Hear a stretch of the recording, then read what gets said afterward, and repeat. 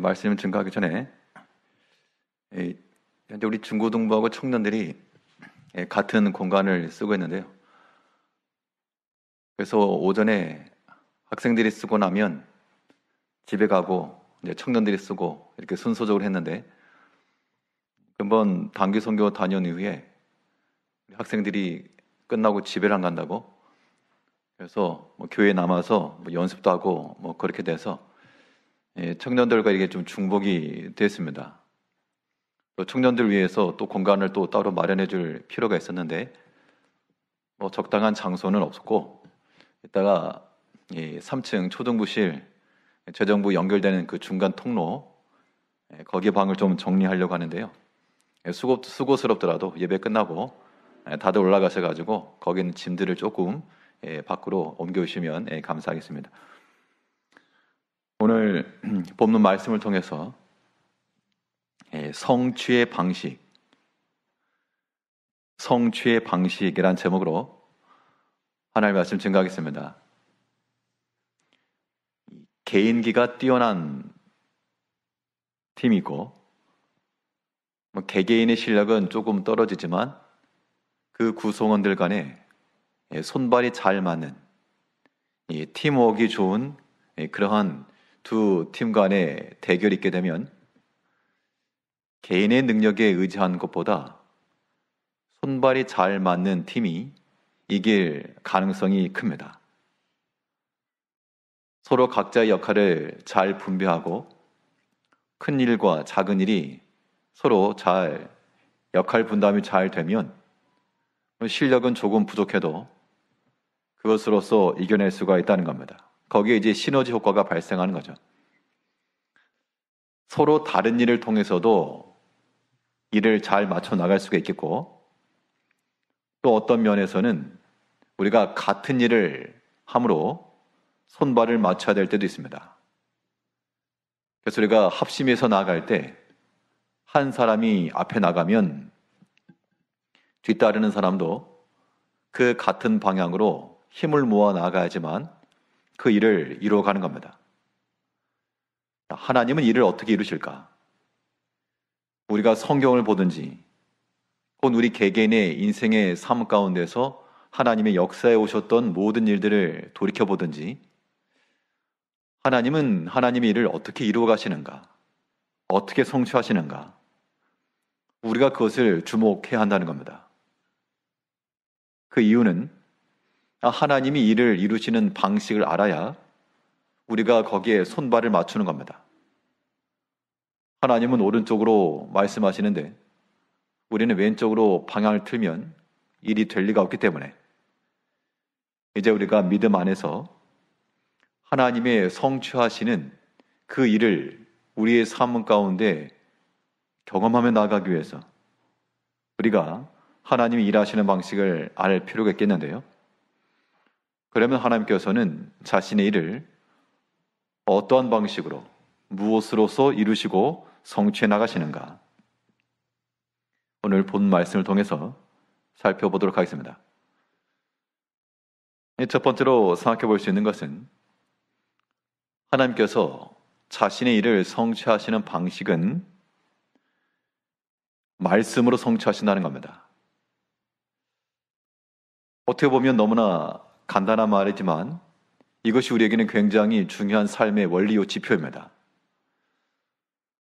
하나님께서 자신의 일을 성취하시는 그 방식이 그의 말씀으로 이루심으로 그 하나님의 뜻을 이루길 원하는 자들마다 하나님이 하시는 말씀에 우리는 귀를 기울이고 그 말씀을 따라 나가야 마땅하겠습니다. 그러면 이 하나님 말씀대로 성취되는 거 그건 좋은데 그 하나님의 말씀을 그러면 우리가 언제 실천해야 될까? 하나님께서는 그의 말씀을 일을 이루시는데 그 말씀을 실현해내는 그 순간, 그때 그런 것을 우리가 선별적으로 선택할 수 있겠는가? 그게 아니라는 겁니다. 우리는 하나님 말씀을 순종할 수 있는 좋은 조건이나 환경에서는 당연하거니와 또 어떤 경우에는 극한 현실 중에서 여기 극한 현실이라고 하는 것은 하나님 말씀을 우선하여 나가기 굉장히 어려운 혹은 굉장히 부담스러운 그런 상황들을 가리킵니다. 극한 현실 중에서라도 우리는 말씀을 잘 따라가야 됩니다. 이것이 중요한 원리입니다. 오늘 본문 1절을 보게 되면요. 7장 1절에서 엘리사가 이르되 여호와의 말씀을 들을지어다. 여호와께서 이르시되 내일 이맘때 사마리아 성문에서 고운 밀가루 한 스아를 한 세겔로 매매하고 보리 두 스아를 한 세겔로 매매하리라 하셨느니라. 갑자기 이게 무슨 말인고 하겠는데요. 지금 물가가 잡히는 내용입니다. 고운 밀가루가 한 세겔로 매매되고 보리가 한 세겔로 매매하리 될 것이다. 이 말은 이 경제적인 문제에서 안정화가 될 것이다 라고 하는 것인데, 그럼 이 말인즉슨 그렇게 될 것이다 이 얘기죠. 지금 여호와의 말씀에 내일 이맘때쯤에 그렇게 될 것이다. 그런데 이 말씀이 주어진 그 시점은 어떤 상황인가 하면 이런 것을 가히 상상조차 할 수 없을 일이었다는 겁니다.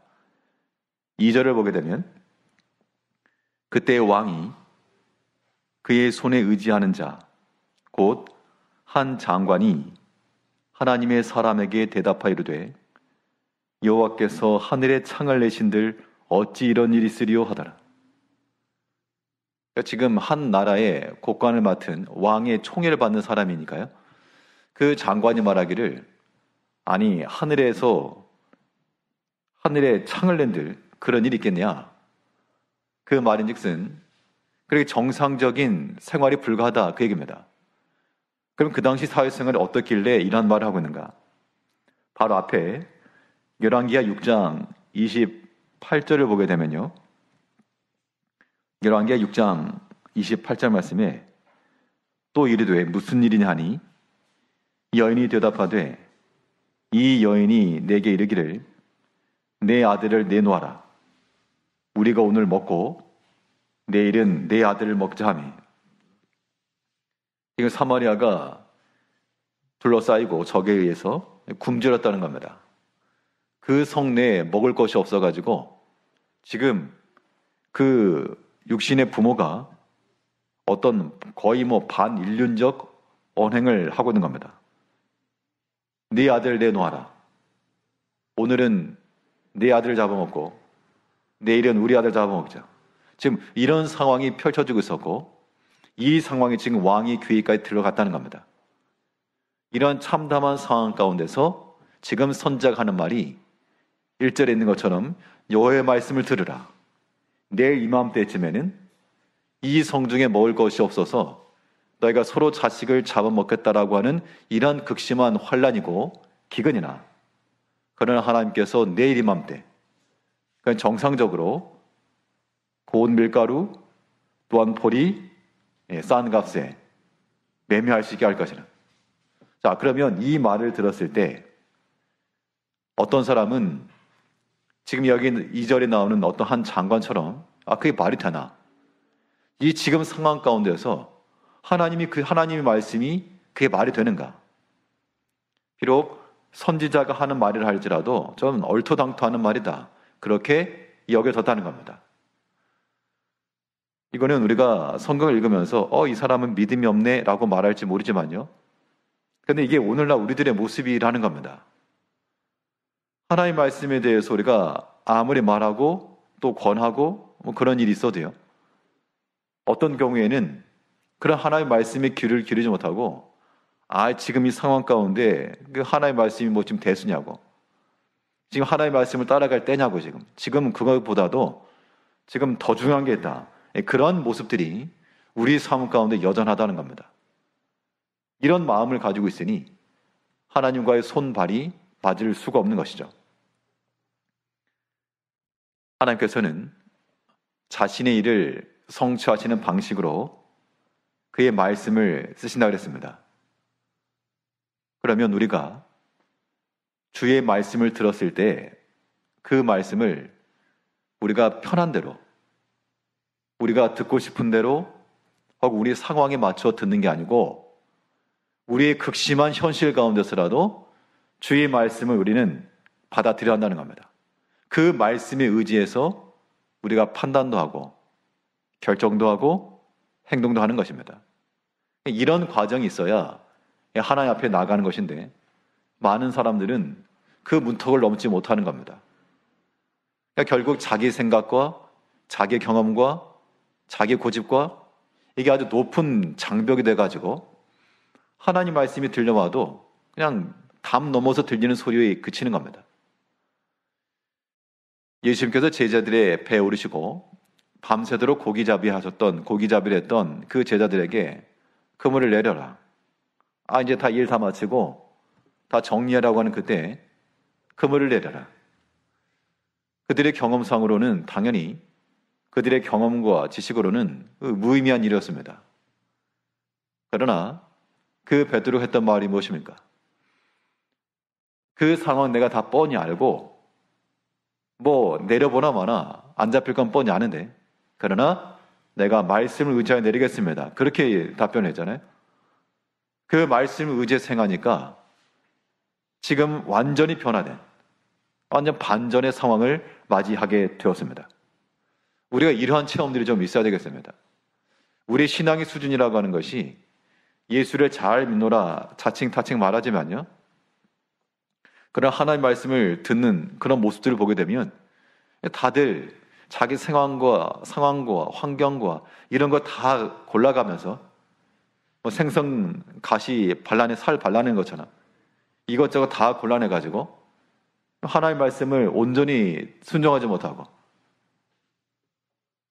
그런 마음을 가지고서는 하나님의 기뻐하신 뜻을 이루기가 어렵다는 겁니다. 때로는 우리가 받아들이기 어려운, 때로는 수긍하기 어렵고 때로는 이해하기 어려운 그런 일들에 대해서 하나님 말씀에 대해 그러합니다 라고 나갈 수가 있어야 한다는 겁니다. 그것이 믿는 백성의 모습인데 우린 여전히도 하나님 말씀보다도 내 자신의 생각과 고집이 그렇게 강하다는 겁니다. 깨지지 않는 그러한 벽과도 같은 거예요.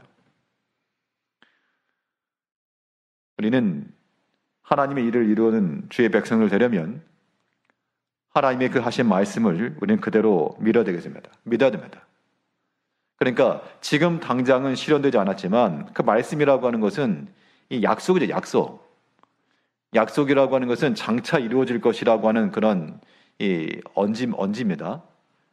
오늘 1절에 보는 말도 여호와의 말씀이 내일 이맘때쯤 지금 당장 뭘 보여주면서 그러든가 그럼 모르겠는데 지금 당장 변화된 건 아무것도 없으면서 내일 이맘때쯤 이러이러한 일이 있을 것이다.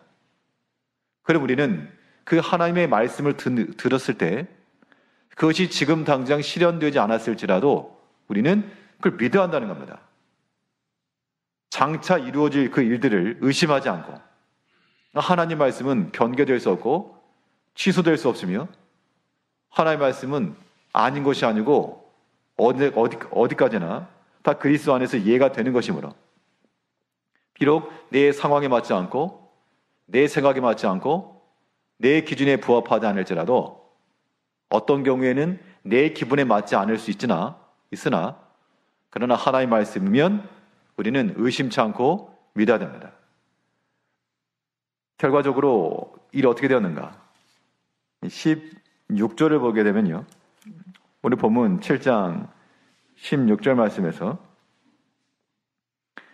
백성들이 나아가 아람 사람의 진영을 노략한지라 이에 고운 밀가루 한 사의 한 세겔이 되고 보리 두 사가 한 세겔이 되니 여호와의 말씀과 같이 되었고, 그러니까 1절에서 하셨던 그 말씀이 16절에 가서 그대로 실현이 되었는데 지금 당장은 실현되지 않았지만 내일 이맘때쯤에 가서 그렇게 될 것이라. 사실 이거는 시간이 약속이 되었기 때문에 그냥 못 이기는 척하고 믿을 수 있겠는데요. 근데 사실 하나님의 말씀이라고 하는 것이 우리들에게 어떠한 특정한 시간을 제시하지는 못하는 경우도 많습니다. 차라리 1년 뒤에 이루어준다. 그렇게만 약속을 해도 1년 참을 것 같습니다. 어떠한 일에 대해서 5년만 참아라. 5년 뒤에 이루어진다. 그렇게만 약속이 돼도 5년 좀 참을 수도 있을 것 같습니다.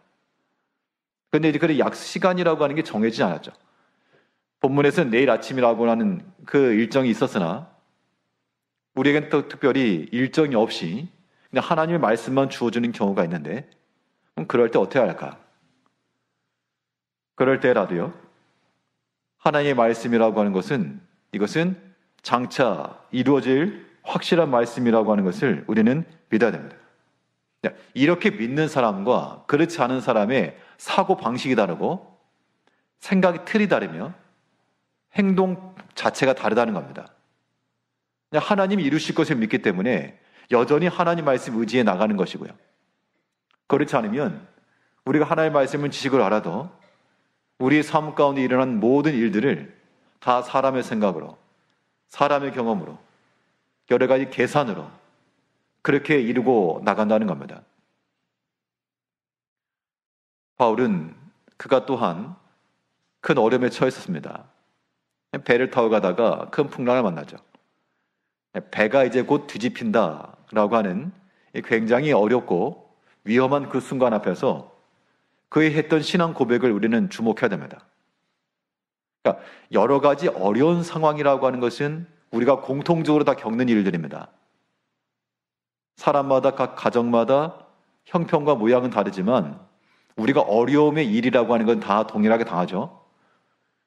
그런데 그 어려움의 위기, 지극히 현실적 문제라고 하는 그 상황 앞에서 우리들의 반응이라고 하는 것은 다 다른 것인데 우리는 성경에 나오는 그런 믿음의 반응들을 따라가야 됩니다. 바울은 뭐라고 고백했습니까? 아무런 변화도 없고 풍랑이 치는 것에서 바람이 조금 잦아들거나 그런 조금의 미동도 없이 그저 하나님께서 우리를 한 섬에 걸리게 하실 것이다. 나는 내게 말씀하신 그대로 되리라고 하나님을 믿노라. 그런 믿음이 나왔다는 겁니다. 그런데 그 말을 들었을 때 그 주변에 있던 사람들이 뭐라 그랬겠습니까? 말이 되는 소리를 해라. 지금 이 상황 가운데서 그런 말이 나오느냐 지금. 그렇게 말하게 되면 우리는 어떻게 저렇게 믿음 없는 소리를 할까라고 말하지만요. 그러나 제 양심도 그러하고 우리 성도님들의 모든 삶의 모습에서도 그러한 믿음 없는 사람들의 말들이 우리 입을 통해 나온다는 겁니다. 지금이 믿음 지킬 때냐? 지금 교회 갈 때냐? 지금 연보할 때냐? 지금 무슨 봉사할 때냐? 지금 무슨 전도할 때냐? 그런 말들이 우리 가운데 나온다고요. 내 생각으로, 내 주장으로, 내 고집으로. 그런 모습을 가지고는 하나님의 일을 우리가 함께 이루어가기 어렵다는 겁니다. 하나님께서 분명 그의 말씀으로써 자신의 일을 성취해 나가심으로 우리가 그 하나님의 뜻을 또한 함께 이루어가는 자들 되려면 그 말씀에 대해서 추호도 의심하지 마시고 하나님께서 하나님 약속하신 것이면 그대로 될 것을 믿어야 됩니다. 그런데 우리 개인의 삶 가운데서 우리의 구체적이고 혹은 특별한 일들에 대한 그러한 성경적 약속은 없죠. 이를테면 내가 어떤 몸이 아픈데 내 몸이 아픈 것을 낫게 해주겠다. 성경 약속이 없다는 겁니다. 우리 어떤 경제적인 어려움이 있을 때 내가 너를 도와주겠다. 그런 말씀도 없는 거죠. 또 사람의 관계성 속에서 답답함과 혹은 어려움을 당했을 때 아무개 때문에 당하는 고난 내가 고쳐주마. 이런 말씀이 없다는 겁니다. 그러나 성경에 나오는 모든 원리라고 하는 것은 하나님의 말씀은 여전하기 때문에 겸손한 자에게 은혜를 주시고요. 진실한 자에게 하나님의 복을 베풀어 주시고 낮은 자 또한 자신을 더 먼저 사랑하는 자, 긍휼히 여기는 자 그들의 긍휼을 베풀어 주시고요. 이런 하나님의 말씀이 여전히 살아있다는 겁니다. 우리는 그것을 우리 개인의 문제, 가정의 문제, 모든 관계 문제에 적용시켜 나가는 겁니다. 그것이 곧 하나님의 말씀으로서 이를 성취해 나가는 방식이 되겠습니다. 말씀하신 이는 하나님이시요 그 하나님의 뜻을 성취해 가는 그 도구로 우리가 쓰임받는 겁니다. 순종하는 백성이라고 하는 것은 하나님의 뜻을 이루는 그런 전령사와도 같은 것이죠. 이제 우리 개개인의 모든 생활 가운데서 지금 형편이 어렵다, 상황이 안 좋다, 지금 할 수 없다, 다음에 해야 되겠다, 그런 말들은 다 믿음이 없는 말과 똑같은 겁니다. 믿음이 없으니까 그렇게 말을 하는 것이죠. 믿음이 있는 말은 어떤 말인가? 하나님의 말씀이면 그러하다, 믿는 거고요. 하나님의 뜻이면 내 형편이 지금 어렵고 지금 예배 생활, 기도 생활, 봉사 생활 굉장히 피곤하고 어렵지만 그래도 주의 기뻐하신 뜻을 이루기 위해서 내가 주의 뜻대로 행하겠노라. 이런 것이 믿음으로 나가는 겁니다. 그러한 마음을 하나님께서 기뻐하시고 그런 사람들에게 그러한 놀라운 역사를 베풀어 주시는 거죠. 다음 날, 내일 이맘때에 이런 일이 있을 줄 알았다 그러면, 우리가 미리 알았다 그러면 다 당연히 하나님 뜻 따랐겠죠. 그런데 약속만 있었고 아직 실현이 되지 않았기 때문에 사람들이 믿지 못했다는 겁니다. 그래, 우리의 믿음이라고 하는 것은 주의 말씀을 또한 주께서 반드시 성취하실 것을 반드시 믿고 약한 자에게 힘을 주시고요, 겸손한 자에게 은혜를 주시고요, 그런 하나님의 사랑과 하나님의 자비하심을 의지해서 우리의 지극히 현실적인 삶 중에서라도 하나님의 말씀을 건너뛰지 마시고 중간에 삭제하지 마시고 내가 원하는 것만 쏙쏙 빼가지 마시고 하나님의 말씀이면 통으로 장차 이루어질 그 말씀을 의심하지 마시고 우리 자신을 그 말씀 가운데 순종해 나가는 하나님의 백성들이 되어야 되겠습니다. 둘째로, 하나님이 일하시는 방식이 무엇인가? 하나님께서는 무엇으로 또 자신의 일을 성취시켜 나가시는가? 오늘 본문을 통해 살펴보게 되면 하나님이 일을 이루시는 방식은 약한 것으로 성취하신다는 겁니다. 사람이 보았을 때 모든 조건이 다 갖춰져 있고 모든 강한 것, 좋은 것, 이것이 있어야지만 우리는 주의 일을 잘 이룰 수 있을 것이다 라고 생각을 합니다. 그래서 실상 하나님께서 하신 일들을 우리가 돌이켜보거나 혹은 살피게 되면 좋은 조건, 완벽한 때 그런 것만을 통해서 이루어지지 않고 어떤 경우에는 정말 말도 안 되는 너무나 약한 것, 작은 것, 그런 것을 통해서 하나님이 역사하시는 경우가 많다는 겁니다. 5병이요, 7병이요, 이런 기적의 사건을 봐도요, 한 어린아이가 가지고 나왔던 그런 작은 음식을 가지고 그것을 가지고 주님께서 역사하신 겁니다. 그때 돈 많은 사람이 내가 한턱을 내겠다라고 하는 그 모든 사람을 책임지는 그 재력에 의해서 그 기적이 이루어진 것 아니고 어떻게 보면 작은 것, 작은 것. 어린아이라고 하는 것은 그 당시 약한 겁니다. 그 약한 것을 통해서 주님께서 일을 이루셨는데 오늘 본문에서는 또 약한 것 중에서도 더 약한 것, 그 당시 사회적 사람들로부터 멸시와 고립 가운데 있었던 이 나병 환자들을 통해서 하나님께서 이 기쁨의 소식을 전하신 겁니다. 우리 7장 3절을 보게 되면요, 성문 어귀에 나병 환자 4사람이 있더니 그 친구에게 서로 말하되 우리가 어찌하여 여기 앉아서 죽기를 기다리랴. 자, 원래 이 이스라엘 사람들은 성 내에 살았지만 이 나병에 걸린 사람들은 그 성 내에 같이 살지 못하고 바깥에서 따로 거했습니다. 근데 이제 성 내에도 먹을 것이 없고 당연히 성 밖에도 없고 하니까 이 사람들이 뭐 이래 주구나 저래 주구나 그다음에 가보자 해서 이 아람 사람들의 그곳으로 나간 겁니다. 가서 봤더니 텅텅 비어 있고 음식이며 옷가지며 이 모든 물건들이 다 있었다는 겁니다.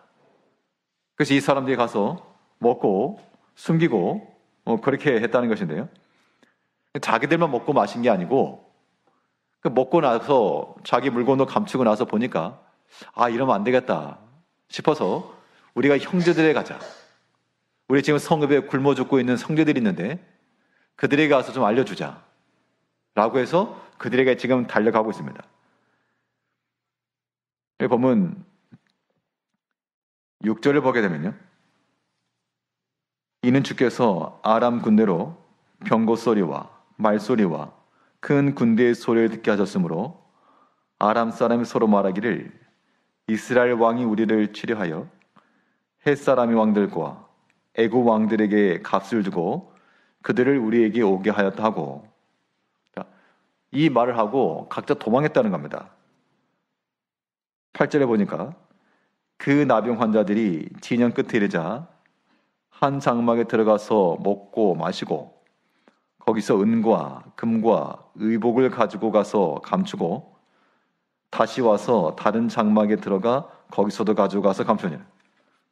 참 이 사람들이 횡재한 겁니다.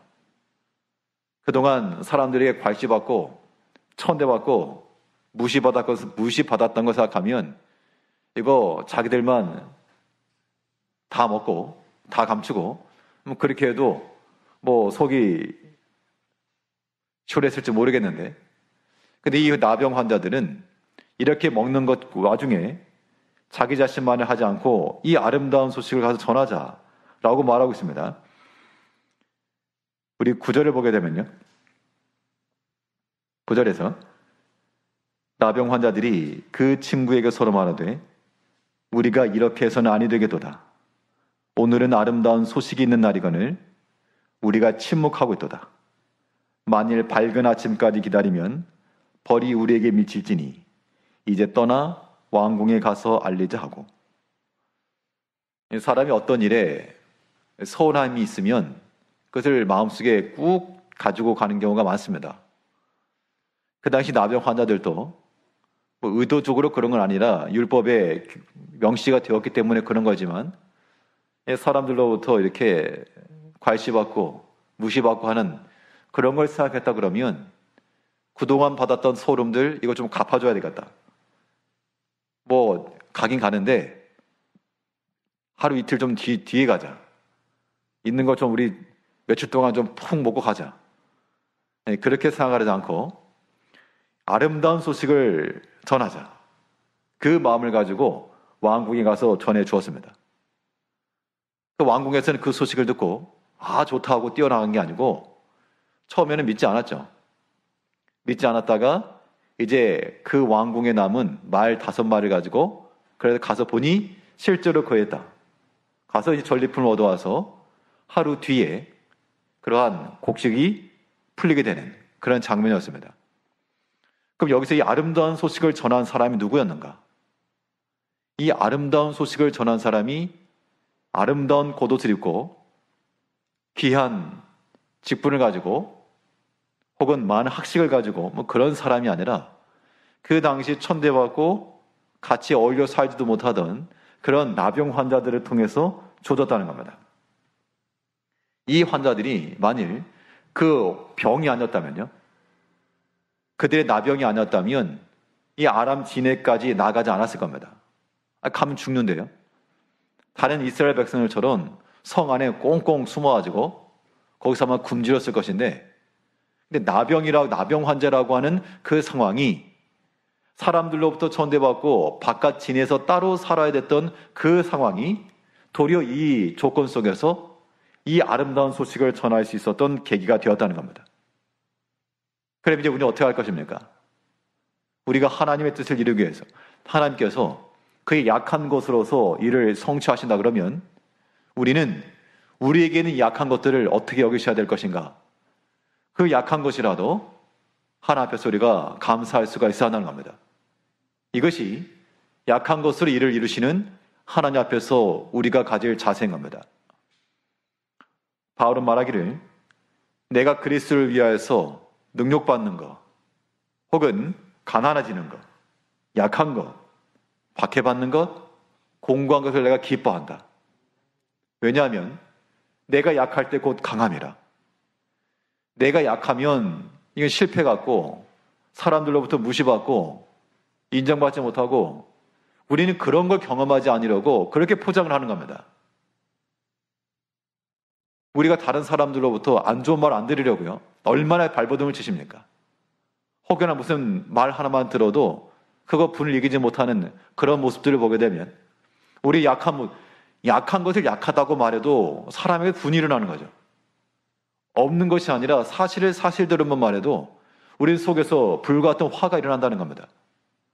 그런데 바울은 뭐라 그랬는가 하면 나는 도리어 내 약한 걸 자랑하겠다. 왜냐하면 내가 약해야지만 하나님을 의지하고 사람에게 내세울 것이 없고 자랑할 것이 없고 그렇기 때문에 다른 사람들이 내 약한 것을 말할지라도 나는 오히려 그 약한 걸 자랑하겠다. 이런 마음을 가지고 있어야 약한 것을 통해 일을 이루시는 하나님과의 손발을 맞추는 겁니다. 근데 우리가 다들 포장지를 감싸가지고 약해도 안 약한 척, 없어도 있는 척 그런 모습을 보이는 경우가 많죠. 약한 것을 자랑한다라고 하는 것이 육체에 부족한 것에 대해서 자랑하라 그런 의미가 아니라 우리 약한 것 때문에 내가 사람 의지하지 않고 사람 앞에 우리의 목소리를 낼 그런 자격도 없고 오직 하나님 은총 아니면 할 수 없습니다라고 하는 그러한 고백들을 하게 만든다는 겁니다. 그런데 이런 것들은 걱정할 필요가 없는 게요. 우리가 따로 신경을 안 써도 하나님께서 알아서 각자마다 적절하게 약한 것들을 다 주십니다. 각 사람과 가정마다 형편과 처제만 다를 뿐이지 사람 중에 완벽한 사람이 아무도 없고 어떤 사람은 이면은 참 좋은데 이게 좀 부족하고 다른 경우도 마찬가지고요. 우리가 특별히 신경 안 써도 하나님께서 각자마다 적절하게 약한 걸 다 주었는데 그러면 어떻게 할 것인가? 그 약한 것 때문에 속상해서 슬퍼하고만 있으면은 주의 뜻을 이룰 수가 없고 왜냐하면 하나님께서 우리의 그 약한 것을 통해서 주의 뜻을 이루려고 하는데 우리가 그것을 쓰지 않으면 주의 일을 성취 못하는 겁니다. 우리의 약함이라고 하는 것이 사람으로부터 안 좋은 평판을 들을 수는 있겠습니다. 바울도 그의 약한 것이 있었기 때문에 사람들이 멸시할 만한 어떤 육체적으로나 외적으로 사람들이 흠모할 만한 게 없었기 때문에 사람들이 좀 거부하고 다가가기가 좀 어렵고 어떻게 보면 큰 마이너스죠. 복음 전하는 자에게 있어서 그것은 굉장히 큰 마이너스적인 요소였습니다. 그런데 그런 것들도 바울은 떠나가기를 기도했지만 하나님께서 내 은혜가 내게 족하다라고 하는 응답을 받은 후에 그 약한 것이라도 도리어 하나님 앞에 감사하며 나아간 겁니다. 그럼 우리는 여기서 이제 한 발 더 나가세요. 약한 것을 자랑한 그것만 아니고 그 약한 거라도 어떻게 되는가 하면 그 약한 것, 작은 것이라도 힘을 써서 써야 됩니다. 하나님께서 우리에게 약한 걸 주었지만 그 약한 것이라고 하는 것은 이거 뒤집어 보면 강한 거거든요. 그러니까 약한 것을 뒤집으면 강한 것이다.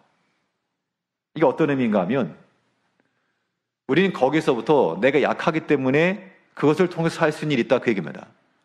오늘 본문에서도 이 나병 환자들이 진에서 떨어져서 따로 거했기 때문에 그렇게 살았기 때문에 도리어 아람 진에 이를 수 있었던 겁니다.